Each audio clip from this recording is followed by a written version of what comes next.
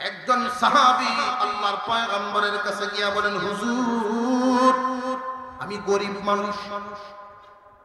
ইয়া রাসূলুল্লাহ, ইয়া হাবিবাল্লাহ, আমি একজন গরিব মানুষ, নতুন মুসলমান, কালিমা পড়ে ঈমান এনেছি। আমাকে ইসলামের বিধানগুলো একটু সহজ করে উপস্থাপন করেন যেন জান্নাতে যাইতে পারি। আল্লাহর রাসূল জানায়া দিলেন, তুমি গরিব মানুষ বলে হক, নতুন ঈমান এনেছো, কালিমা পড়েছো? জি হুজুর পড়েছি। আল্লাহর রাসূল বলেন, কালিমার দায়িত্ব তোমার আদায় হয়ে গেল। গরিব হওয়ার কারণে হজ এবং যাকাত তোমার উপরে বাধ্য না। 5টা কোটির মধ্যে তো 3টাই চলে গেল। 1 নাম্বার কালিমা পড়ে ফেলছো, হজ এবং যাকাত আল্লাহ মাফ করে দিন। বাকি রইল কয়টা? বছরে 1 মাস রোজা কি রাখতে পারবা? জি হুজুর পারবো, এটা সহজ। তাহলে একটা দায়িত্ব শুধু পালন করবা, 5 ওয়াক্ত নামাজ যত্ন সহকারে যদি 5 ওয়াক্ত নামাজ আদায় করতে পারো, আল্লাহ পাক রব্বুল আলামিন তোমার মর্যাদা এত বাড়ায়া দিবেন, আমি মুহাম্মদ তোমার হাত ধরে জান্নাতে ঢুকাইব। নামাজ কয় ওয়াক্ত? শুধু একটা কাজ যত্ন সহকারে করেন, 5 ওয়াক্ত নামাজ। এই 5 ওয়াক্ত নামাজ যারা সঠিকভাবে আদায় করবে, আল্লাহ পাক রব্বুল আলামিন তাদেরকেই জান্নাতুল ফেরদাউসের মেহমান বানাবেন। জান্নাতি বান্দারা গোসলের সাথে সাথে আদম আলাইহিস সালামের বডি হবে 60 হাত লম্বা বডি, 7 হাত প্রশস্ত। রং কিন্তু এরকম রং থাকতো না। প্রত্যেক জান্নাতীর সৌন্দর্য হবে ইউসুফ আলাইহিস সালামের মতো। কণ্ঠস্বর হবে দাউদ পয়গম্বরের কণ্ঠ। দাউদ আলাইহিস সালামের কণ্ঠের মতো কণ্ঠ দেওয়া হবে। 1500 বছর হায়াত পায় তিনি দুনিয়ার থেকে বিদায় হয়েছেন, অথবা 15 মিনিট বা 15 সেকেন্ড হায়াত নিয়ে বিদায় হয়ে গেছে। প্রত্যেক জান্নাতীর বয়স হবে 33 বছরের যুবক। 33 বছরের যুবক বানাবেন। প্রত্যেকটা মানুষের বয়স কোনদিন 34 আর হইতো না।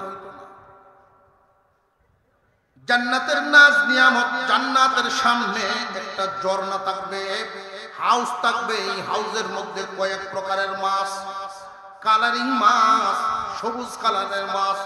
তাফসীরের কিতাবে আমি যেই দিন সবুজ কালারের মাছ পড়ছিলাম, বুঝতে কষ্ট হয় এই কালারও বুঝি মাছ আছে। সোনালি দেখছি, রূপালি দেখছি, সাদা মাছ, সবুজ কালারের মাছ কোনোদিন তো দেখি নাই। মুসলমান ইমানদার ভাইরা আমার, একদল মানুষ ইমানদার আর একদল বেঈমান। ইমানদার কারা? না দেখা বস্তুর উপরে বিশ্বাস করে যারা। বেঈমান কারা? বিশ্বাস করে না যারা। আল্লাহ তো ইচ্ছা করলে এই দুনিয়ার জমিনে মানুষকে দেখাইয়াও ইমানদার বানাতে পারতেন। আল্লাহ তো ইচ্ছা করলে দেখা দিতেও পারতেন।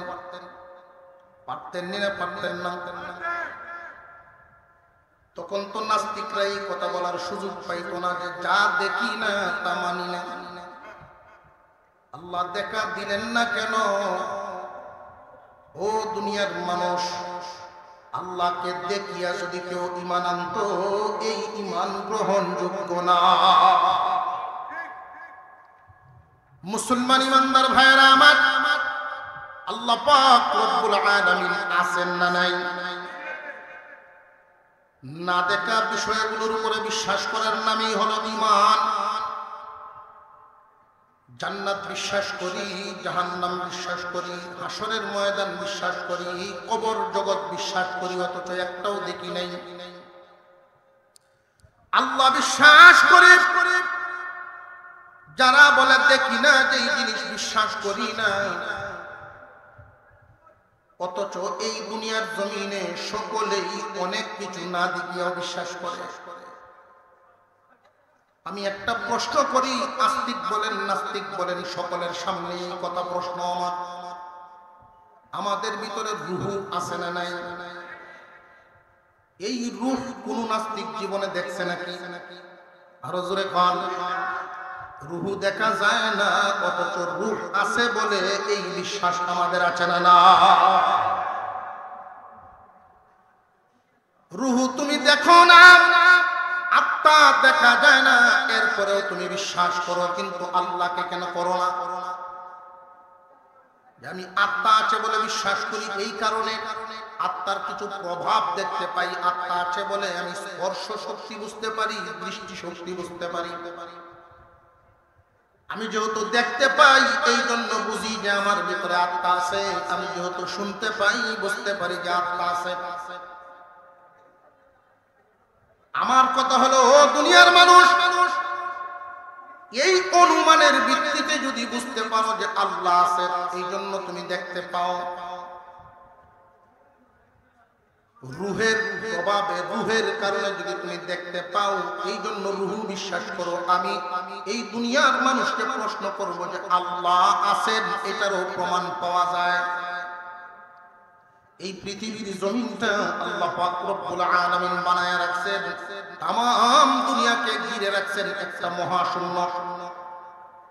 বিশাল আসমানের নিচে অসংখ্য অগণিত তারকারাজি দিয়ে আল্লাহ আসমান সাজাইছেন, বাতি এবং জ্যোতি দিয়ে আসমান সাজাইছেন। এর মধ্যে একটার নাম চাঁদ, আরেকটার নাম সূর্য। চাঁদ এবং সূর্য আছে না নাই?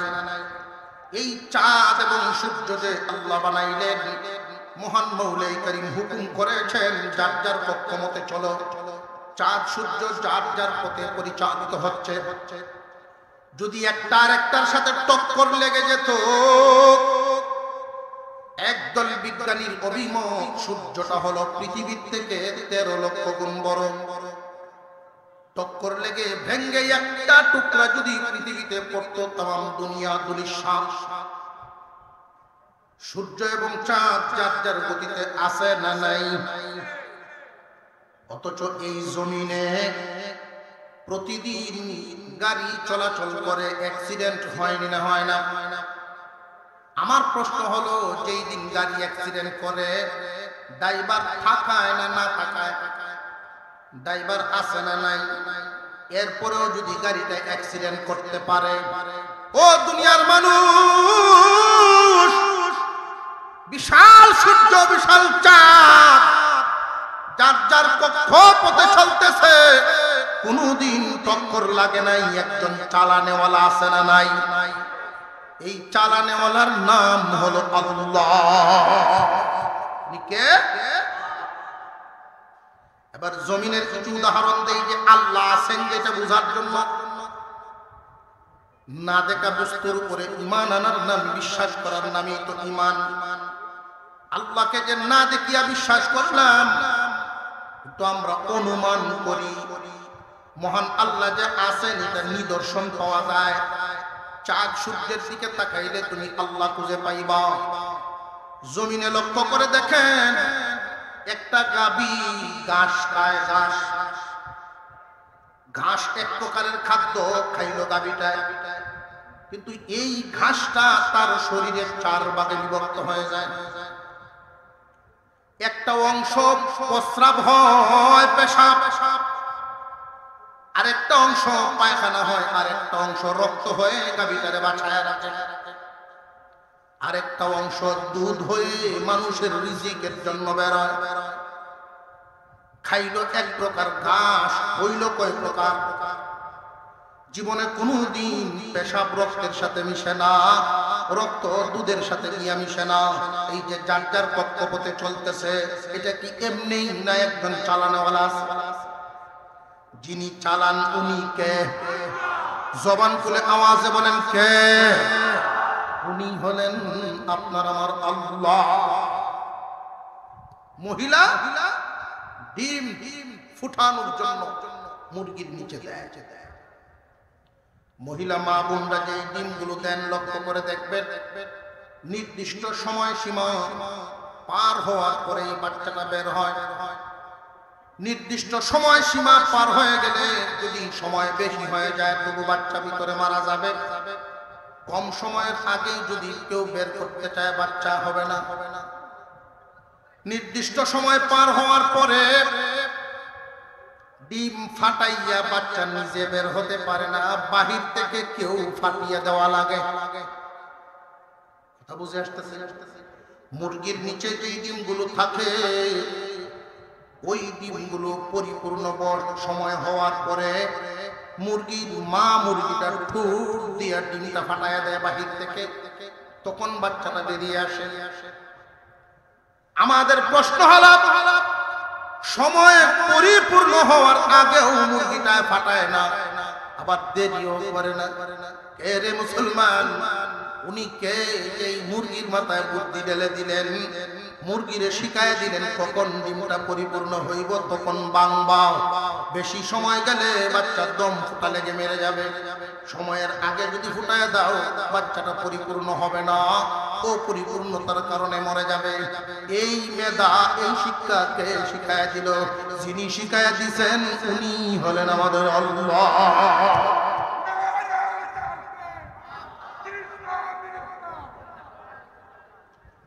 মুসলমান ইমানদার ভাইরা আমার, এই পৃথিবীর জমিনে আল্লাহ প্রাণী যত রাখছেন ওই প্রাণীরা বিভিন্ন ভাগে বিভক্ত। এক ভাগ প্রাণী হলো উদ্ভিদ, আরেক ভাগ শুধু প্রাণী জগৎ, আরেক ভাগ মানুষ। এই যে প্রাণীরা তিন ভাগে বিভক্ত, তিন দলকে আল্লাহ খানা খাওয়ান তিন পদ্ধতিতে। গাছ চলতে পারে না, মহান মৌলাই করিম গাছগুলোকে বাঁচায় রাখছেন, এদের খাদ্যের ব্যবস্থা জায়গায় দাঁড়ায় তাই করায়। গাছ বৃক্ষরাজি চলতে পারে না, চলার শক্তি আল্লাহ এদেরকে দেন নাই, এই জন্য জায়গায় দাঁড়ায়া শিকড়ের মাধ্যমে তারা খাদ্য পায়। একদম সহজ দাঁড়ায় তাকে খাদ্য পাইল।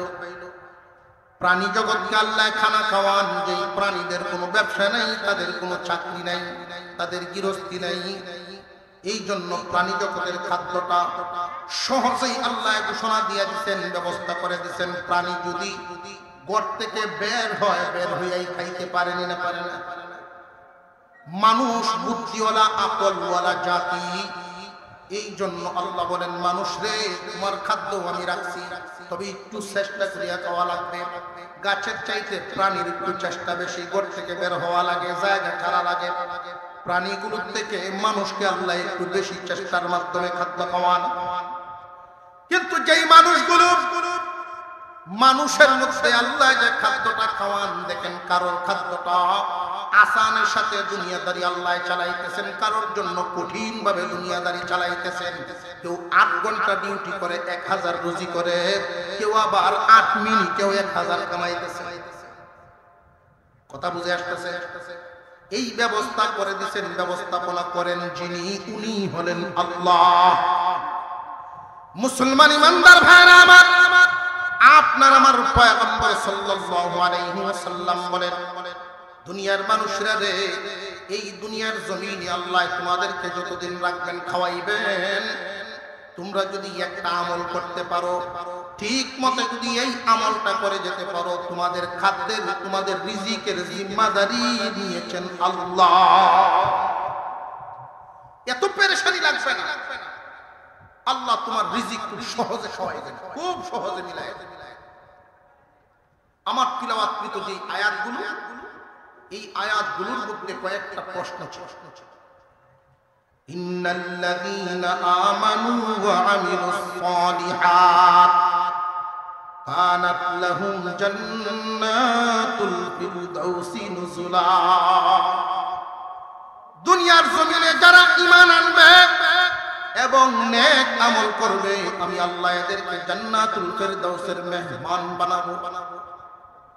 একটা প্রশ্ন ছিল যে মেহমান কেন বানাইবেন? আমরা তো মালিক হইতে চাই। প্রশ্ন আছে না নাই? জান্নাতের ভিতরে কি কিছুদিন থাকতাম না চিরদিন? আওয়াজে বোঝা যায় কিছুদিন থাকলে। আল্লাহ যে মেহমান বললেন, এই জগতে দেখেছি মেহমান বেশি দিন থাকে না, মেহমান বেশি দিন থাকে না। জামাইও যদি শ্বশুর বাড়ি 3 দিন পার হয়ে গেল, শ্বশুর সরাসরি যদি কিছু নাও পিছনের গুম শাশুড়ি বেটা সাইসাটা কি 3 দিন তো ভালো হয়ে গেল, হয়নি না 3 দিন ভালো হয়ে গেল। মেহমান বেশি দিন থাকে না। এটা যদি ভালো মানুষ হয় হয়তো 3 দিন মেহমানদারি করবে, উদার যদি কৃপণ হয়, কৃপণ হলে তো 3 দিনও যেত না। কৃপণ মানুষ যদি মেহমান দেখে, আদব কায়দা ঠিক মতো দেখায়, আজকে তো মনে হয় চলেই যাবে না, একদিন কোন দিনে হয়ে যাবে। কথা বুঝে আসতেছে। আল্লাহ জান্নাতের মেহমান বানাবেন, এই কথা কেন বলে? মুফাসসিরিনে কেরাম বলেন, দুনিয়ার জমিনে কর্মচারীর কষ্ট বেশি, মেহমানের কষ্ট নেই। আর কর্মচারীর যদি কষ্ট যদিও বেশি করে, খাবার আইটেম কম, আর মেহমানের কোনো কষ্ট নাই, খাবার আইটেম অনেক বেশি। আল্লাহ তো ইচ্ছা করলে বাড়িওয়ালাও বলতে পারতেন জান্নাতের মালিকানা মেহমান। মালিক যদি আপনি মালিক হন বাড়ি, আর আপনার বাড়িতে মেহমান আসে, বিছানাটা আপনার গোছাইতে হইবে, মেহমানের না। তার সকল ব্যবস্থা আপনার করতে হইবে, মেহমানের না। আপনি কি পাকাইবেন, তারে কি খাওয়াইবেন, এই চিন্তা মেহমানের না, বাড়িওয়ালা। আল্লাহ বলেন আমি তোমাদেরকে জান্নাতের মেহমান বানাবো। এজন্য বললাম বান্দা জান্নাতের ভিতরে কি খাইবা, কেমনে থাকবা, এই চিন্তা তোমার নাই। তোমার খাদ্যের ব্যবস্থা, তোমার আপ্যায়নের ব্যবস্থা সব আমি আল্লাহ করব। সুবহানাল্লাহ। মেহমান বলার কারণে এই ভয় তোমাদের অন্তরে যেন না আসে যে আল্লাহ রাখবেন কতদিন। এই জন্য পরের আয়াতে আল্লাহ বলেন খালিদিনা ফিহা লা ইয়াবগুনা আনহা হিওয়ালা। যারা ঈমান আনবে আর নেক আমল করবে, ভালো ভালো কাজ, আমি এদেরকে জান্নাতুল ফেরদাউসের মেহমান বানায়া রাখবো। একদিন নয়, দুদিন নয়, চিরদিন জান্নাতের ভিতরে তারা থাকবে। এই যে শুরু হবে, জীবনে কোনোদিন শেষ হবে না সুখ শান্তি আরামায়েশ। ঈমানদারের অন্তরে এই রকম ধারণা যেন পোষণ না হয় যে এক জায়গায় মন বেশি দিন টিকে না। এই হলো আমরা অভ্যাস, এক জিনিস দেই কাম বেশি দিন মন টিকে না, এই হলো আমাদের চরিত্র। এক পথ দিয়া খাইলে বেশি দিন ভালো লাগে না, পথ বদলাইতে মন চায়। আল্লাহ রাব্বুল আলামিন বলেন বান্দারে লা ইয়াবগুনা আনহা হিওয়ালা। জান্নাত আমি এমন ভাবে সাজাইছি তোমার মন কোনোদিন বের হইতে চাইবে না। জান্নাতের সামনে দুইটা ঝর্ণা থাকবে। একটা ঝর্ণার পানি দিয়া গোসল দেওয়া হবে, আর একটা ঝর্ণার পানি পান করানো হবে। যেই মাত্র ঝর্ণার পানি দিয়া বান্দাকে গোসল করানো হবে, দুনিয়ার জমিনের এই চেহারা থাকবে না, এই রং আর এই রং থাকবে না। জান্নাতীদের মধ্যে কয়েকটা পরিবর্তন চলে আসবে। যারা জান্নাতের ভিতরে ঢুকবে, গোসল দেওয়ার সাথে সাথে প্রত্যেকের বডি হবে আদম আলাইহিস সালামের বডির মতো। 60 হাত লম্বা, 7 হাত প্রশস্ত। 60 হাত লম্বা, 7 হাত প্রশস্ত। নবীজি সাল্লাল্লাহু আলাইহি ওয়াসাল্লাম যখন বর্ণনা করতেন, জান্নাতের নিয়ামতের আলোচনা করতেন, আল্লাহর রাসূল বলেন জান্নাতের এক একটা বড়ই দুনিয়ার পাল্লায় মাপলে 12 মণ ওজন হইব।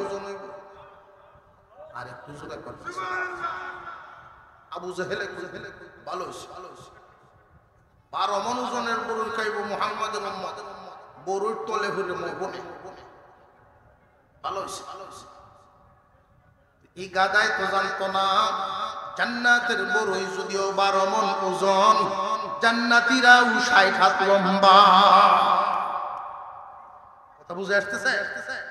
60 হাত লম্বা একজন মানুষের সামনে 12 মণ ওজনের বড়ইটা আপেলের মতো। সুবহানাল্লাহ। খাওয়ানোর ইচ্ছা নাই। জান্নাতি বান্দারা গোসলের সাথে সাথে আদম আলাইহিস সালামের বডি হবে 60 হাত লম্বা বডি, 7 হাত প্রশস্ত। রং কিন্তু এরকম রং থাকতো না। প্রত্যেক জান্নাতীর সৌন্দর্য হবে ইউসুফ আলাইহিস সালামের মতো। কণ্ঠস্বর হবে দাউদ পয়গম্বরের কণ্ঠ। দাউদ আলাইহিস সালামের কণ্ঠের মতো কণ্ঠ দেওয়া হবে। 1500 বছর হায়াত পায় যিনি দুনিয়ার থেকে বিদায় হয়েছেন, অথবা 15 মিনিট বা 15 সেকেন্ড হায়াত নিয়ে বিদায় হয়েছে। প্রত্যেক জান্নাতীর বয়স হবে 33 বছরের যুবক। 33 বছরের যুবক বানাবেন। প্রত্যেকটা মানুষের বয়স কোনদিন 34 আর হইত না। জান্নাতের নাজ নিয়ামত, জান্নাতের সামনে একটা ঝর্ণা থাকবে, হাউস থাকবে। এই হাউসের মধ্যে কয়েক প্রকারের মাছ, কালারিং মাছ, সবুজ কালারের মাছ। তাফসীরের কিতাবে আমি যেই দিন সবুজ কালারের মাছ পড়ছিলাম, বুঝতে কষ্ট হয় এই কালারও বুঝি মাছ আছে। সোনালি দেখছি, রূপালি দেখছি, সাদা মাছ, সবুজ কালারের মাছ কোনোদিন তো দেখি নাই। কত জুমার আগে জুমা এক ভাইনা ওনার বাসায় দাওয়াত, মামা জুমা পড়ায় চলে যায়, আপনার নাতিরা বলছেন বাসায় যেতে, খাবারের আয়োজন করছে। তো একটা মাছ দিছে আমাদের এলাকায়, এটা কাইক্যা মাছ। কাইক্যা মাছ চিনছেন তো? ওই মাছ যখন খাইলাম, মাছটা যখন খুঁড়ায় দেখলাম ভিতরের কাঁটাটা সবুজ। আমার বুঝে আসলো যে আমি যে পড়ছিলাম ওই দিন বুঝে আসে না, আজকে আল্লাহ সামনে হাজির করছে। আল্লাহ আমি যে গেলাম, বাবা এই মাছ কি কাঁটা দিয়ে প্লাস্টিকের মতো। ওই মামা একটা মাছ আনছিলাম, কাইক্যা মাছ, 5 কেজি ওজন। আমার বুঝা বেকল বুঝা কাইক্যা চিনি না আমরা, 5 কেজি ওজন। ও মামা এর চেয়ে বেশি আছে। যে মাছের বাড়ি ওইটি সামুদ্রিক মাছ। আল্লাহ নিয়ামত জান্নাতীদেরকে খাওয়াবে। জান্নাতের হাউজের মাছগুলো জান্নাতীকে সালাম দিবে। স্বামী স্ত্রী দুইজন একসাথে গলাগলি করে যখন বেড়াইবে, স্বামী স্ত্রী একসাথে হাতে ধরে ধরে বেড়াইব, মাছে সালাম দিয়া জিজ্ঞাসা করবে আকাল তুনি, আপনি কি আমারে খাইবেন? মাছে জিগাইছে, ধরাইতেন মাছে যদি জিগাই। আজকে বাড়ি থেকে যদি হাত মুখ ধুইতে কেউ ঘাটে যায়, ওই সময় মাছে যদি এত রাত্রে বাইসা করতে জুতা মোজা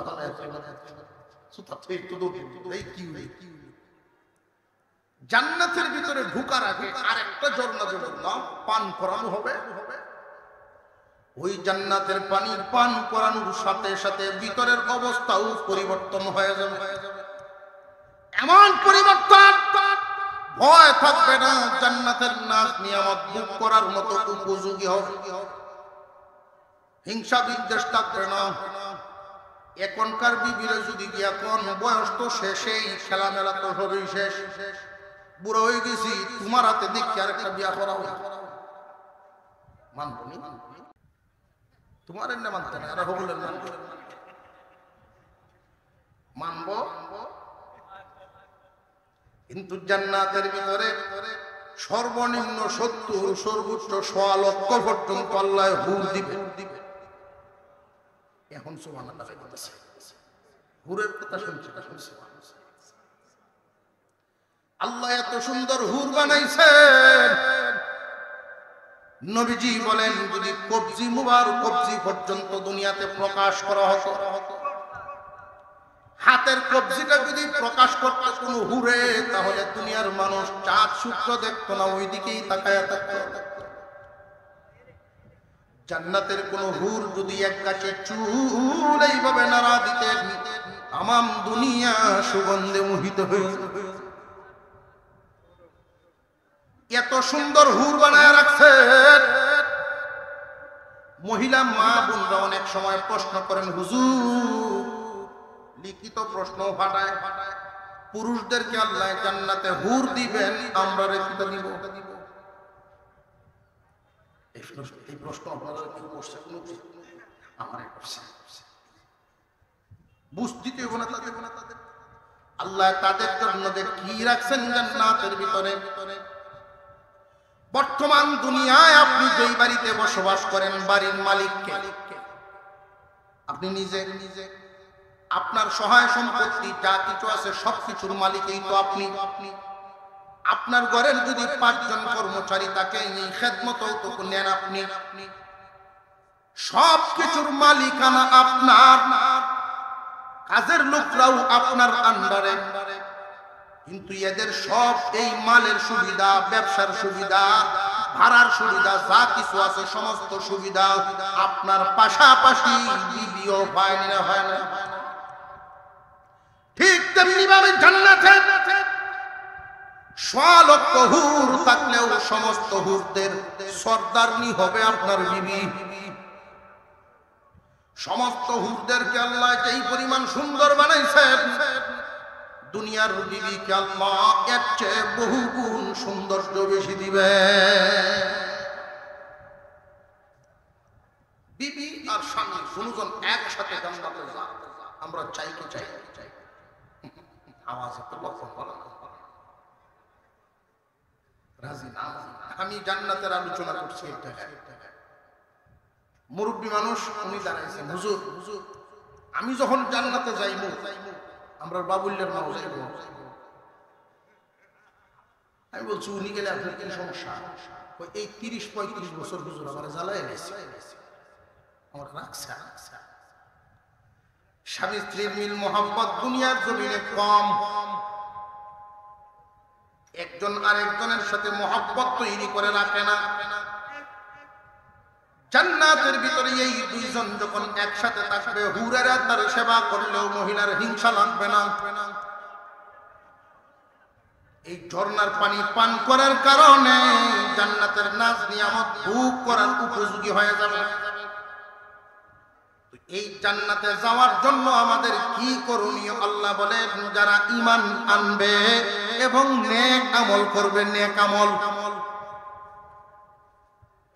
যত আছে আল্লাহর পয়গম্বর শিখায়া দিয়েছে। নেক আমল, সর্বোত্তম নেক আমল হলো ঈমান আনার পরেই নামাজ। ইসলামের খুঁটি 5টা। একজন সাহাবী আল্লাহর পয়গম্বরের কাছে গিয়া বলেন, হুজুর আমি গরিব মানুষ। ইয়া রাসূলুল্লাহ, ইয়া হাবিবাল্লাহ, আমি একজন গরিব মানুষ, নতুন মুসলমান, কালিমা পড়ে ঈমান এনেছি। আমাকে ইসলামের বিধানগুলো একটু সহজ করে উপস্থাপন করেন যেন জান্নাতে যাইতে পারি। আল্লাহর রাসূল জানায়া দিলেন, তুমি গরিব মানুষ বলে হক, নতুন ঈমান এনেছো, কালিমা পড়েছো? জি হুজুর পড়েছি। আল্লাহর রাসূল বলেন, কালিমার দায়িত্ব তোমার আদায় হয়ে গেল। গরিব হওয়ার কারণে হজ এবং যাকাত তোমার উপরে বাধ্য না। 5টা কুঠির মধ্যে তো 3টাই চলে গেল। 1 নাম্বার কালিমা পড়ে ফেলছো, হজ এবং যাকাত আল্লাহ মাফ করে দিন। বাকি রইল কয়টা? বছরে 1 মাস রোজা কি রাখতে পারবা? জি হুজুর পারবো, এটা সহজ।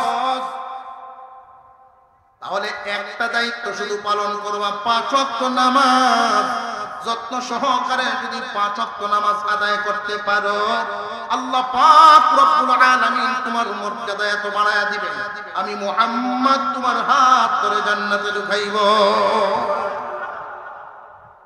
নামাজ কয়েক, শুধু একটা কাজ যত্ন সহকারে করেন, তা 5 ওয়াক্ত নামাজ। এই 5 ওয়াক্ত নামাজ যারা সঠিকভাবে আদায় করবে, আল্লাহ পাক রব্বুল আলামিন তাদেরকেই জান্নাতুল ফেরদাউসের মেহমান বানাবেন। কিন্তু আমরা সমাজে দেখা যায় নামাজও পড়ে সুদও খায়। এমন মুসলমান এমনি টুপিতে তাপা দিয়া, টুপি দিয়া এই তাপাতে তৈরি করে দিতে গনা শুরু করছে। অনেক পরিবার বেঠা খায় না, বেটিয়া খায়। বড় ভাইয়ে খায় না, ছোট ভাই, বাপে খায় না, ফুটে আছে না। নেক আমল, আল্লাহ যে বললেন জান্নাতুল ফেরদাউসের মেহমান। আমরা তো অনেকেই চাই যে হুজুর সহজে কেমনে জান্নাতে যাই, সহজে কেমনে জান্নাতে যাই। আশরাফ আলী থানভী রাহমাতুল্লাহি আলাইহির দরবারে একজন জজ সাহেব হাজির হয়েছে। থানভীর দরবারে জজ সাহেব গিয়ে বলেন, হুজুর আমার একটু সহজ হতে বেহেশতে কেমনে যাওয়া যায়, আল্লাহর সন্তুষ্টি কেমনে পাওয়া যায়, একটু শর্টকাটে বুঝায়। আশরাফ আলী থানভী সাহেব এই কথার উপরে আমল নিলেন, কথা অন্যদিকে ঘুরায়। উনি জিজ্ঞাসা করলেন, কোর্ট কেমন চলে? জি হুজুর ভালো চলছে। যে আপনি যে জজ হইছেন, প্রথমেই কি জজ হয়েই নিয়োগ দিয়েছিলেন বিসিএস কেডা? যে না হুজুর, প্রথমে তো আর জজ ছিলাম না। এই জজের এই চেয়ারে যাইতে হুজুর অনেক কষ্ট করা,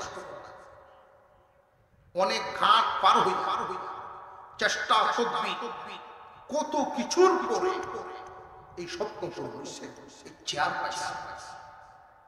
এখন হুজুর ঘুরান দিয়ে আগে গেছে। দুনিয়ার একটা তুচ্ছ চেয়ার, জান্নাতের তুলনায় এটা তুচ্ছ চেয়ার। এই চেয়ারটা হাসিল করতে যদি তোমার এত মেহনত, এত চেষ্টা করা লাগে, এবার তুমি বলো আল্লাহর তৈরি জান্নাত পাইতে কি বিনা চেষ্টাই হইবা? কিছু তো কুরবানি তোমার দিতেই হবে, প্রচেষ্টা করতেই। তার বুঝে আসছে আল্লাহ ওয়ালাদের সহবতে গেলে ঘুমন্ত বিবেক জাগ্রত, সজাগ। আশরাফ আলী থানভী রাহমাতুল্লাহ আলাইহি বলেন যে আল্লাহর সন্তুষ্টি পাই সে তো সবকিছুই পায়, প্রচেষ্টা করতে হবে, চেষ্টা। 5 ওয়াক্ত নামাজ আমরা পড়তে পারবো তো ইনশাআল্লাহ।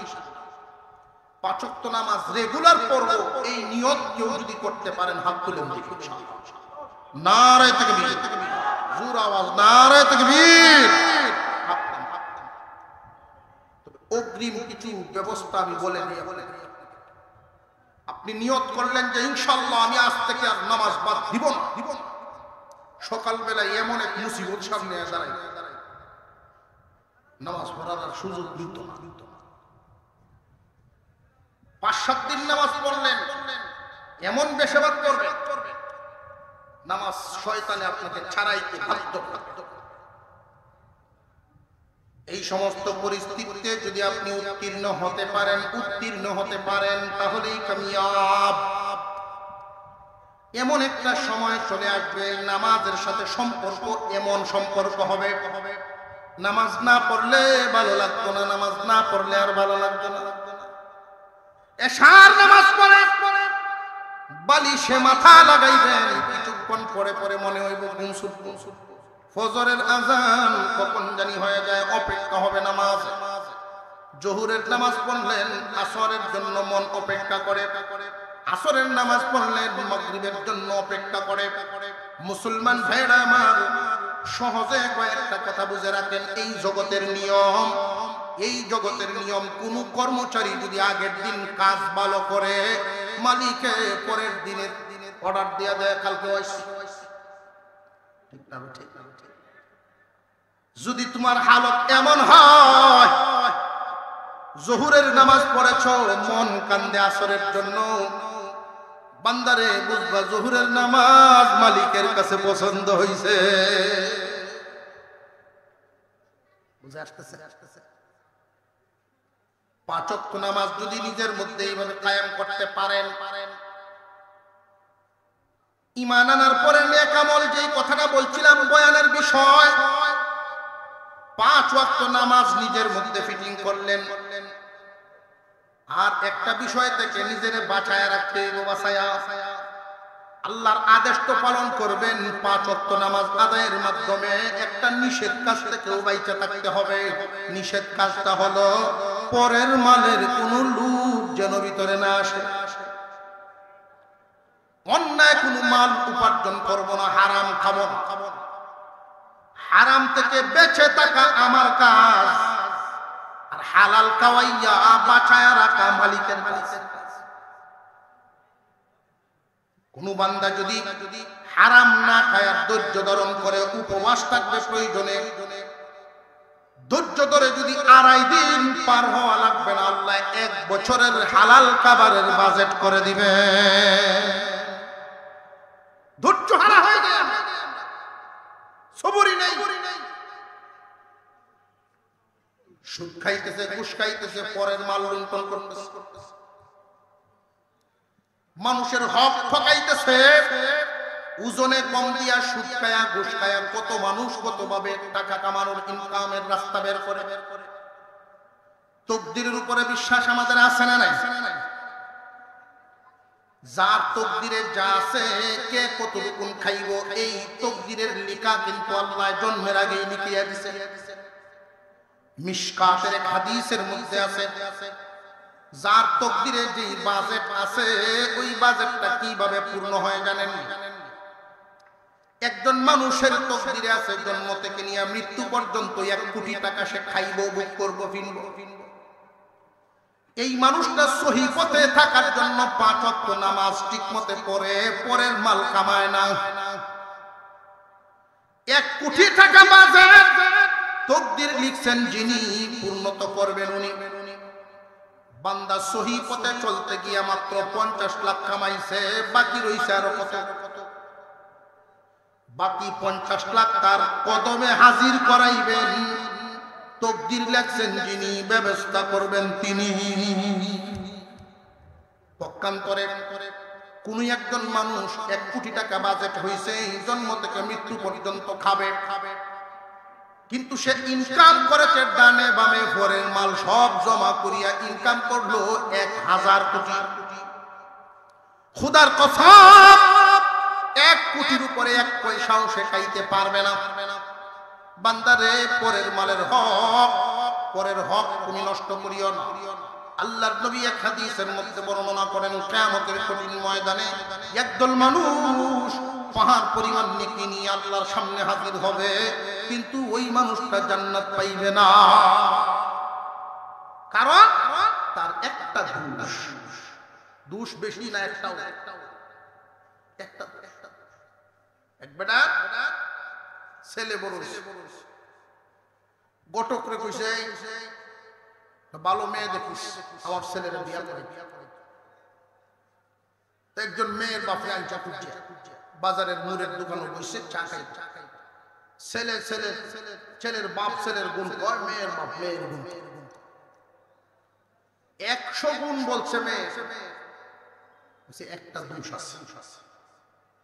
ছেলের বাপের জায়গায় দোষটা 100 গুণ, একটা দোষ। দোষটা কি? দুষ্টাও রাত্রে যে মাঝে মাঝে কই যায় গে পাই না,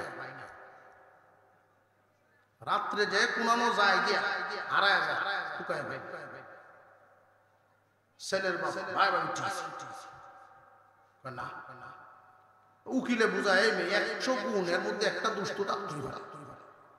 যেই দোষ কইছে, এই এক দোষ 100 গুণ রে পানি করে চলে গেছে। আপনার বহুত গুণ। আগের কাতারের মুসল্লি হামেশাই টুপি মাথার থাকে, সব ঠিক আছে, কিন্তু বান্দার হক তো পাও। পরের মালের প্রতি তোমার লোভ, কাম হইতো না, পাহাড় পরিমাণ নেকি নিয়ে তুমি হাসরের মাঠে যাইবা, আল্লাহর সামনে বড় অসহায় হইবা। কেমন অসহায়? খুব সংক্ষিপ্ত ভাবে আপনাদের সামনে পেশ করি, কথাটি মনে রাখবেন। পাহাড় পরিমাণ নেকি নিয়ে যখন মানুষটা হাজির হবে, আল্লাহ তার কাছে আমার পাওনা আছে, আমি এই পাই ওই পাই এই পাই। আল্লাহ বলবেন লইয়া যাও, নেকি আছে নেকি আজকে লইয়া যাও। এটা হাসরের ময়দান, আমি আদালত কায়েম করেছি, আমি হলাম বিচারক। এইখানে আমার কোনো আপনজন নাই, আমার কোনো শত্রু নাই, কেউ আমার ভাই না, কেউ আমার বিপক্ষের। বিষয়টা কেমন নয়, যার কর্ম যেমন ফল পাইব। এইভাবে মানুষের হক টকাইছে দুনিয়াতে, আর ওই দিন নেকি লইয়া যাইব। নেকি নিতে নিতে তার আমলনামায় আর কোনো নেকি থাকবে না। অবশেষে মানুষেরা গুনাহ তার উপরে হিসাব করে দিয়া মানুষ যাইব জান্নাতে, সে যাইব জাহান্নামে। আল্লাহর রাসূল বলেন, একটা দোষ হকদারের হক সে ঠিকমতো আদায় করে না। এই জন্য বান্দার হক নষ্ট করবেন না, 5 ওয়াক্ত নামাজ ছাড়বেন না, 2টা কাজ। আল্লাহ বলেন ঈমান আনার পরে যারা নেক আমল করবে, নেক আমল বহু আছে, সব কিছুর বর্ণনা তো আমি মাহফিলে দেই নাই, সংক্ষিপ্ত আকারে আপনাদের সামনে পেশ করলাম। শুধু 5 ওয়াক্ত নামাজ ধরে রাখবেন, বান্দার হক ঠকানোর থেকে নিজেরে বাঁচায় রাখবেন। এই 2টা আমলে যদি জীবনে ধরে রাখতে পারেন, আপনি কামিয়াব, জান্নাতুল ফেরদাউসের মেহমান আল্লাহ বানাইবে। পরের মাল লুট করবেন না। মাল দেওয়ার মালিককে। আমার উচিত নিজের কাটাটা ঠিক রাখা, নীতি আদর্শ ঠিক রাখা। তকদিরে যদি থাকে আল্লাহ ঘুরায়া আইনা হাজির করবেন। এই ক্ষমতা আল্লাহর আছে না নাই? আর একটু জোরে কর। খানে কাবার সাথে, কাবা ঘরের সাথে একজন লোক বসবাস করতেন, তার নাম কাজী আবু বকর। এই কাজী আবু বকর খুব গরিব মানুষ, কোরআনের হাফেজ। এমন গরিব, ফোরের কাজ করিয়া নিজের পেট চালায়। এত গরিব, নীতিবান, আদর্শ। হজের মৌসুম শুরু হয়েছে মক্কায়। পৃথিবীর বিভিন্ন দেশ থেকে হাজীগণ একত্রিত হয়েছে। ভিড়ের মধ্যে হঠাৎ তার সামনে একটা ব্যাগ পড়ছে, টাকার ব্যাগ। ব্যাগের ভিতরে দেখে যে স্বর্ণ, কাগজপত্র, টাকা ভর্তি। এই যুগের কোন গরিবে যদি, যুবকে যদি এই ব্যাগ ভাই মাসালা নিজে নিজে ঠিক করলো না, যে আমি যে গরিব মানুষ, কষ্ট বিচ্ছ করে চলি, আল্লাহ মাসলা বলতে। কিন্তু কাজী আবু বকর মাসালা এভাবে বেউ করেন নাই, ব্যবস্থা করেন নাই, পেরেশান হয়ে গেছেন, পেরেশান। এই ব্যাগ নিয়ে তাবুতে তাবুতে ঘুরেন। কেউ কি হারাইছেন টাকার কোন ব্যাগ? পান না। প্রথম দিন পান নাই, দ্বিতীয় দিন পান নাই, তৃতীয় দিন একজন মুরব্বী মানুষ পেরেশান হইয়া তার সামনে হাজির। রে যুবক, আমার এই ব্যাগটা হারানো গেছে, আলামত হলো এই, ভিতরে ছিল এই। মিলে গেল, হাতে উঠায়া দিলেন। মুরব্বী জিজ্ঞাসা করেন, যুবক রে, তোমার ভিতরে কি স্বর্ণ টাকার লোভ নেই? হ্যাঁ আছে, তবে হালালটা আছে, হারামটা নাই। পরের মালের লোভ আমার অন্তরে নেই। মুরব্বী খুশি হইয়া তারে 2টা টাকা হাদিয়া দিলেন। মাফ করবেন, এই মুহূর্তে হাদিয়া আমি নিব না।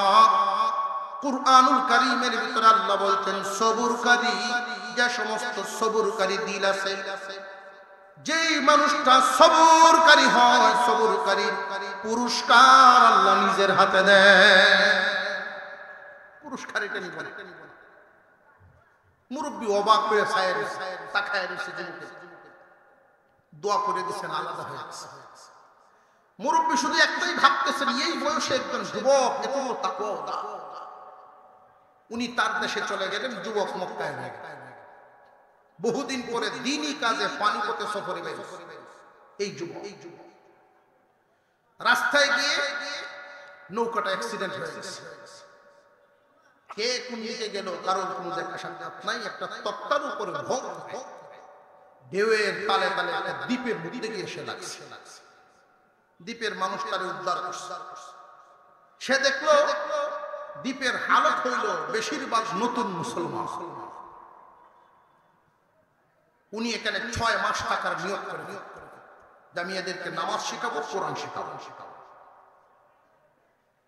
সারা দ্বীপের চিত্রই 6 মাসে পাল্টাইছে। মুরব্বীরা একজন আর একজনকে বলেন, ল এই যুবককে দ্বীপে রাখার ব্যবস্থা করে ফেলি। যুবক রে, তোমার বাড়িতে কে কে আছে যে আমার আপন বলতে কেউ নাই? আমরা কি তোমার জন্য একটা বিয়ের ব্যবস্থা করব? ধনী বাবার কোনো মেয়ে পাইলে তোমার আমরা স্থায়ী করে ফেলি। যুবক বলেন, আপনাদের আচরণে আমিও খুশি আছি, তবে ধনী বাবার মেয়ে নয়, যা দেখবেন যে আল্লাহওয়ালা কোন মেয়ে আছে কিনা সেটা দেখে। সারা দ্বীপ তালাশ করলো, একটা মেয়ে আছে, বিয়ের যোগ্য হয়ে গেছে অনেক আগে, কিন্তু আল্লাহওয়ালা ছেলের অভাবে মেয়েটাও বিয়ে করে না। আল্লাহ মিলাই দিলেন, মেয়েটার বাবা নাই, বিশাল সম্পত্তি আছে, আল্লাহওয়ালা স্বামী তারা সে বিয়ে করবে না। আল্লাহ মিলাই দিয়েছেন বহুদিন পরে। স্বামী স্ত্রী দুজন বাসর রজনীতে। কাজী আবু বকর আশ্চর্য হইয়া মেয়েটার দিকে তাকায় আছে। বিবি জিজ্ঞাসা করে, আপনি আশ্চর্য হইয়া কি দেখেন? বিবি রে, আমি আশ্চর্য হইয়া দেখতেছি তোমার গলার যে স্বর্ণের হারটা, এই হারটা তুমি কই পাইছো? এটা আমার কাছে চেনা চেনা লাগে। এই মেয়েটার চোখ দিয়ে পানি বের হওয়া শুরু হয়ে গেছে। স্বামী হে, আজ থেকে অনেক দিন আগে আব্বা হজ করতে মক্কায় গেছিলেন, ওইখান থেকে আমার জন্য এটা আনছে। আমার আব্বা এই হার কিনিয়া ব্যাগ সহ হারায় ফেলছিলেন। মক্কা নগরীর একজন যুবক, আল্লাহর ওলি যুবক, এটা পাইয়া আব্বার হাতে ফিরায় দিছে। আমার আব্বা যতদিন দুনিয়ার জমিনে জিন্দা ছিলেন, এমন কোন দিন নাই যুবকের জন্য দোয়া করেন নাই। আমার চাল চলন দেখে মাঝে মাঝে আব্বা বলতেন, মক্কা নগরী যদি আমার বাড়ির কাছে হইতো রে মা, তোমার মতো একটা দিনদার মেয়েরে আমি তার হাতে উঠায়। কাজী আবু বকর এবার কান্না শুরু করে দিচ্ছেন, আল্লাহ সবরকারীর বদলা তুমি এইভাবে দিবা কল্পনা করি না। রে বিবি, আমি সেই কাজী আবু বকর, মক্কা নগরীর অলিতে গলিতে কাজ কাম করে পেট চালাইতাম, তবে নীতি আদর্শ বদলাই নাই। তোমার বাবার ব্যাগটা আমি পাইছিলাম, আমি পাইয়া 3 দিন পর্যন্ত ঘুরে তোমার বাবার হাতে উঠায় দিয়েছিলাম। আল্লাহ রব্বুল আলামিন ওই দিনের মাল লুট করি নাই বিদায় ঘুরায়া ঘুরায়া এনে আমারে ওই মালের মালিক সহ আমারে দান করে দিনে। আল্লাহ পারেন না? পরের মালের কোন লুট করবেন না, নামাজ ছাড়বেন না। এই 2 টাকা জান্নাতুল ফেরদৌসের মেহমান বানাবেন কে?